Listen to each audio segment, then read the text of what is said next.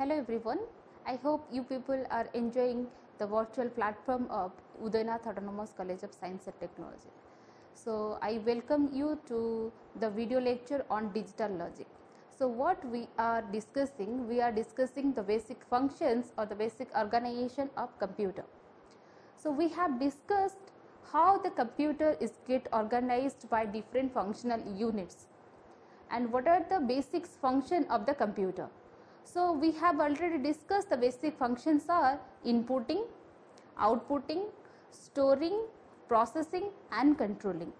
So, we have 5 basic functions of a computer. Our computer actually work on those 5 basic functions. So, we need some functional units. In the von Neumann architecture, we have already seen there are 5 different functional units. Those enables the computer to do the basic 5 functions. So, let us have a look into the von Neumann architecture again.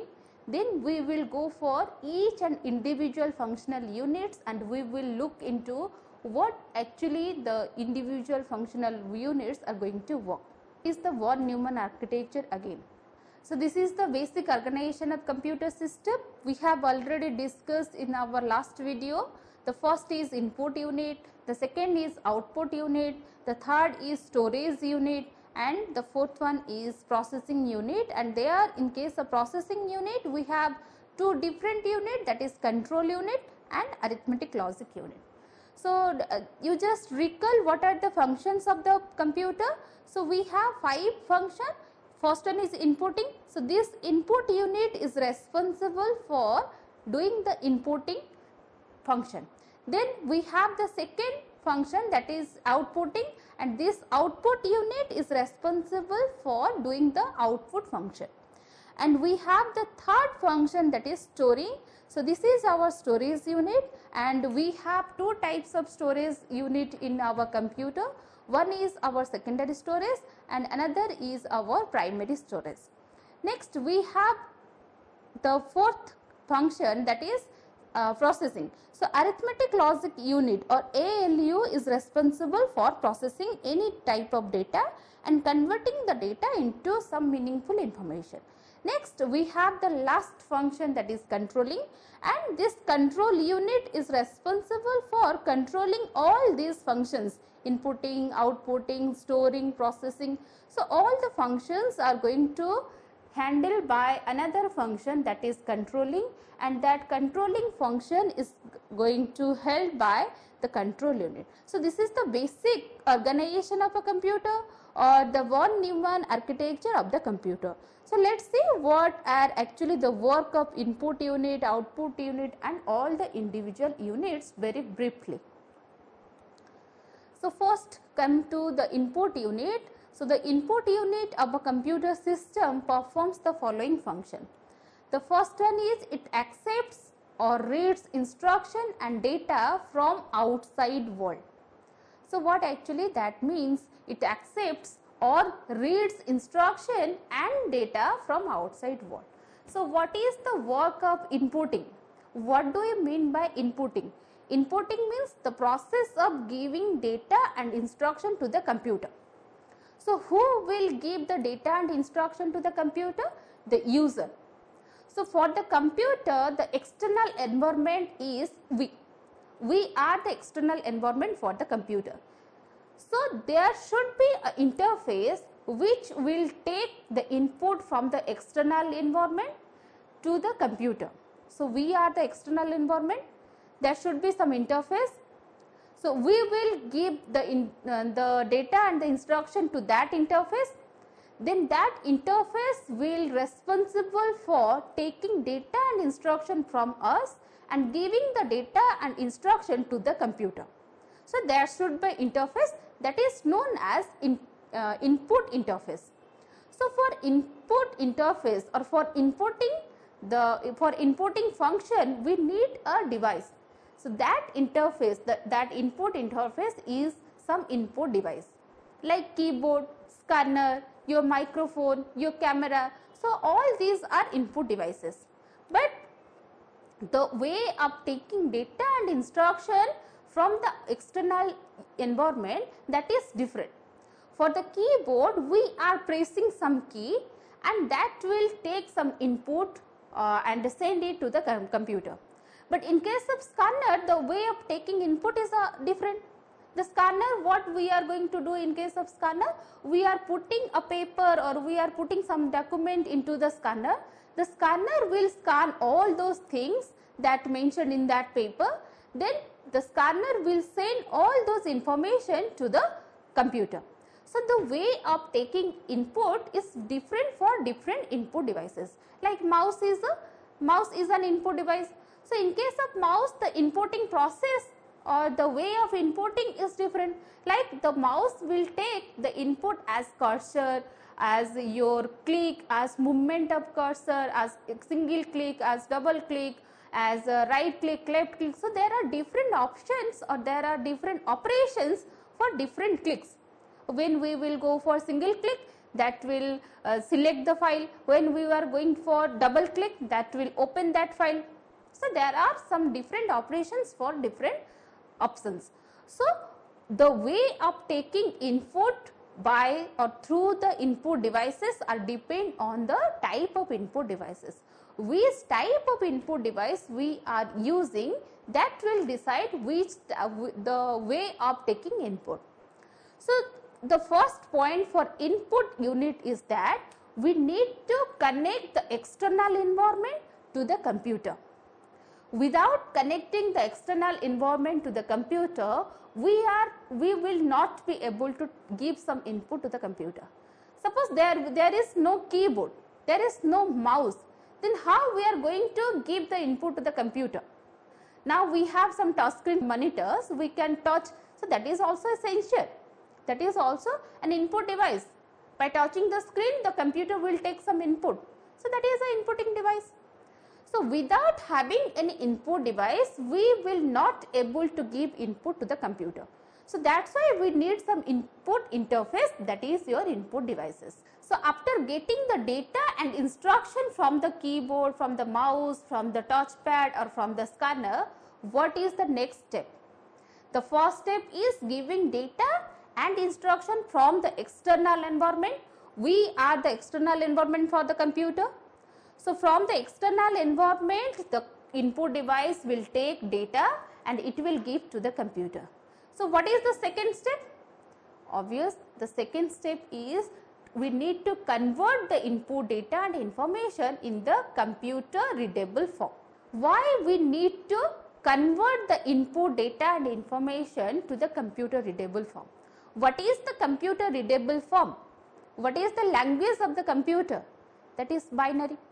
Computer will not understand our words. Computer will not understand our language. Our language is high level language.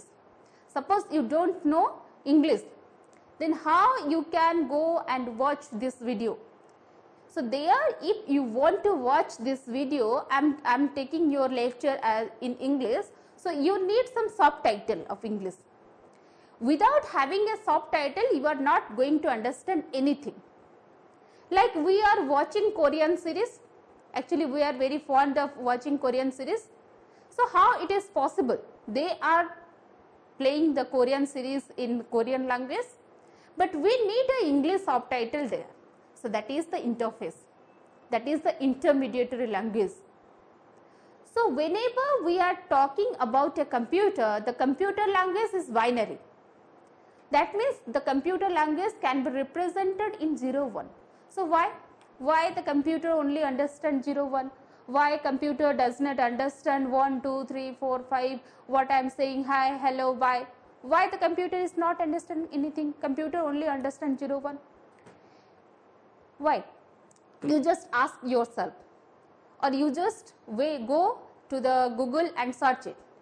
If you will not understand, then mention me in the comment box. I will clear it in our next class. So this is your task. You just go for why computer only understand the binary language. In our next class, we are going to discuss on that when we are going to start the number system. But just remember, the computer language is binary. The computer only understand the 0, 1 format. But it is not possible for us to convert our language into binary and then we will give that binary code to the computer. It is not possible. We are writing a program of 1000, 2000 lines in a day or in per hour. So it is not possible to write thousands of codes or thousands of instructions in case of binary code. So we need to translate them. So there we need a translator which will convert our language into computer's readable form. We are giving the instruction in case of C, C++, Java, PHP, your React, your JavaScript, whatever it may be the computer language. We are using some high level language, we are writing the code, then there should be some translator, they will convert our language, our high level language into computer's readable format. So at last computer is going to take input in the binary code. We are pressing 10 from the keyboard. That does not mean that 10 is going to store in the computer's memory. That means 10 will first convert into binary code, then that binary code is going to store into the computer's memory. So what is the second step here? The second step is it converts this instruction and data in computer acceptable form. So the responsibility of input unit is to first accept instruction and data from outside world, that is we are the outside world. Then whatever the data and instruction it accept, it will convert this instruction and data into computer acceptable form. So that actually the work of input interface. And after converting the instruction and data into binary code, so the third step is it is going to feed that binary code to the computer. So the third step is it supplies the converted instruction and data to the computer system for further processing. So these three are the responsibility of input unit. So this is very easy to understand. This is very easy to remember also. Without giving any input to the computer is not going to process anything. So we need some knowledge, we need some basic thinking ideas. Without having any knowledge or without having any basic ideas, we cannot think anything. Like that, if we are not giving any input to the computer, then computer will do what? Computer is having nothing. We should give the data and instruction to the computer. So which one is responsible for that? That is input unit. Input unit will take some data and instruction from us. Then as computer is not going to understand our language, so the input interface is responsible for converting the data into the binary code. Then after converting into the binary code, the input unit is responsible for sending or supplying the binary code to the computer for further processing. So this is the work of input unit. So let's see what is the work of output unit. So why we need output unit? We need the output unit to display the result. So what actually we are feeding to the computer? The last step of input unit is the binary code supplied to the computer. So now computer having some binary code. So the computer is going to work on that binary code. So what will be the output? The output should be in the binary format. If I don't know English, that means if I know only Odia, then I can understand the Odia language, I can say the Odia language, I cannot say any English language. Like that, computer is only understand the binary code. It will accept binary data, it will also give the output as binary data. But we are not going to understand the binary data. What we are going to understand? We are going to understand the high level language. So there should be an interface which will convert the binary data to the high level language. So there should be some output interface that will accept the result in case of binary form. Then that will convert the binary form into the high level language, and at last the output unit is going to give us the result as the high level language.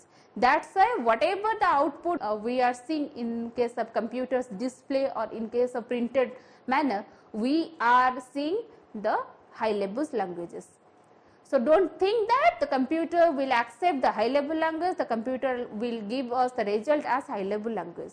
So, there is another magical device, that is your input interface and output interface. So, they are responsible for converting high level language to the binary and binary to the high level language. So, let us see what is the functions of or what is the working principle of output unit. So, what I have already discussed, an output unit of a computer system performs the following function. It accepts the results produced by the computer which are in coded form, that means in binary form. So, hence cannot be easily understood by us. Obviously, we are not going to understand this coded form. So, what we need here, we need to convert the coded form into our understandable language. So, there is an output interface, it will convert those coded results to human acceptable or readable form. So, what I have already discussed.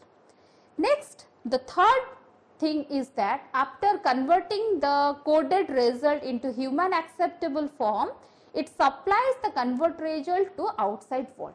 That what we are seeing, that is in case of high level language.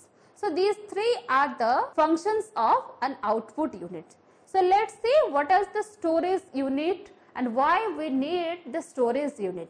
So, the storage unit of a computer system holds the following. The first one is data and instruction required for processing. So, let us take an example. Consider some keypad mobiles.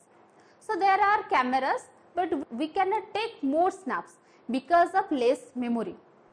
If we do not have a sufficient memory, we cannot take more and more snaps and videos.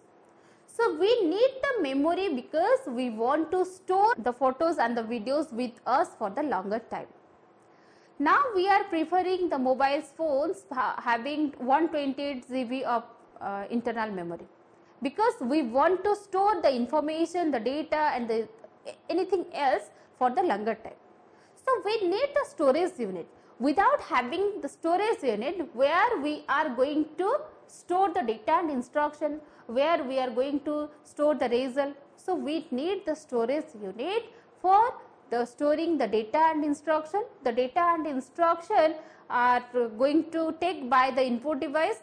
The input device will convert the data and instruction into the binary code, then it will send the data and instruction to the computer's memory. There, the storage unit is responsible for holding the data and the instruction that is given by the user through the input device for further processing. The storage unit will keep the data and instruction as long as the user wants. If I am giving some data and instruction now, I can process those data and instruction after 1 year. So, that is possible because of storage unit. So, apart from storing data and instruction, what other things the storage unit can hold? The second thing the storage unit can hold is the intermediate result of processing. So, what is that intermediate result of processing? So, in our last class, I have already gave you the example of calculating the mark sheet. The first semester result will get calculated, that will store in the computer's memory. The second semester result will get calculated and that will also stored in the computer memory. Then the third, the fourth, the fifth semester result is also calculated and that will store in the computer memory. When we need all those marks after completion of 6th semester. So, for that time, if you are taking admission in the 2020 batch, then you are going to complete your course in the 2023 batch.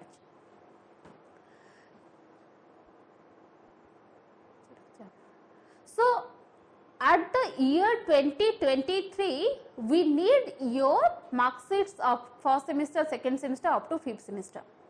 So, those are the intermediate result. We are going to use this result after 3 years. So, we need to store these intermediate result into our computer's memory for further processing. So what we learned? We learned that the storage unit is responsible for storing data and instruction for further processing. The storage unit is responsible for holding the intermediary result. You can take some simple example. Suppose A equals to 5, B equals to 10. We need to perform C equals to A plus B and D equals to C plus A. So what we want to perform? C equals to A plus B. So what will be the result of C? That is 15. We need to store the value of C into the computer memory because the final operation is D equals to C plus A. So what is the intermediary result here? The value of C. For calculating the value of D, we need to get the value of C and A. So that's why we are storing the value of C into the computer's memory to get the final output. So the storage unit is also responsible for holding the intermediate result. And the third thing that is going to help by the storage unit is your final result of processing before they are released to an output device. So before giving you to the final mark sheet, we need your mark sheet of first, second, third, fourth and fifth semester. So what actually I am saying, the final result of processing should be stored in the computer's memory. So you just remember the three things are going to help by the storage unit. The first one is data and instruction which are in raw form, the intermediate result. So that means having some sort of operation on data and instruction, and the final result that has been produced in the form of information. So those can be held by the storage unit. So we have two types of storage unit. You can see in the von Neumann architecture, in the storage unit we have two units, that is primary storage and secondary storage. So what is the primary storage? What is the secondary storage? So let's see. So we have two types of storage unit. The first one is primary storage or the main memory. The second one is secondary storage. You can just see the von Neumann architecture again. There you can clearly see what is the primary storage and what is the secondary storage. So just see here, in the storage unit we have two types of storage, secondary storage and primary storage. You cannot put the secondary storage in this position because the central processing unit has the direct access on primary storage. Without having the direct access on primary storage, the computer cannot do any operation. So we cannot place the secondary storage here or we cannot place the primary storage here. So we need to place the primary storage here and we need to place the secondary storage here. So why we need to place the primary storage here? That means why the central processing unit have an direct access into the primary storage, and why the central processing unit cannot access the storage unit, the secondary storage. So in our next class we will go for the discussing on the primary storage and secondary storage, and we have left with the two other units, that is processing unit and the control unit. So you just remember the CPU has a direct access on primary storage. The CPU cannot directly access the secondary storage. So whatever the data or instruction that present in secondary storage, if we need to do some operation on those data and information, then first we need to transfer those data and information to the primary storage. Then only the CPU can access those data and instruction, and the CPU can capable of performing some operation on those data and instruction that is stored in primary storage. So what is that primary storage? Why CPU is going to access the primary storage? What is the difference between primary storage and secondary storage? We are going to discuss on our next class. Till then, thank you and have a great day.